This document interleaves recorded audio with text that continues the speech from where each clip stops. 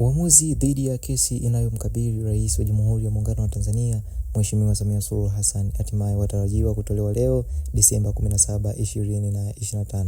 Lakini kabla sijakupeleka kwenye makala kuu, ni kukumbusha kwamba usisahau kulike, comment na usiache kubonyeza neno subscribe ili wa kwanza kujipatia taarifa hizi kila siku ndani na nje ya nchi.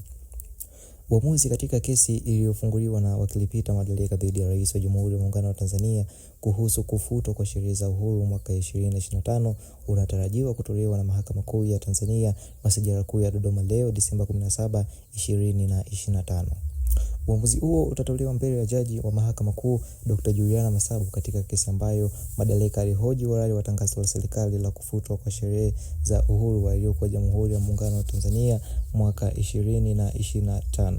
Mbali na Rais wa Jamhuri ya Muungano wa Tanzania, mwanasheria mkuu wa serikali pia anashtakiwa katika kesi hiyo, ambapo awali kesi hiyo ilitajwa Ijumaa Novemba 28, 2025 mahakamani hapo kwa ajili ya kusikilizwa chini ya Jaji mfawidhi wa Mahakama Kuu Dodoma Dr. Juliana Masabu kabla ya kuahirishwa tena hadi Disemba 2, 2025 kabla serikali kuwasilisha pingamizi la kesi hiyo kufutwa bila kusikilizwa.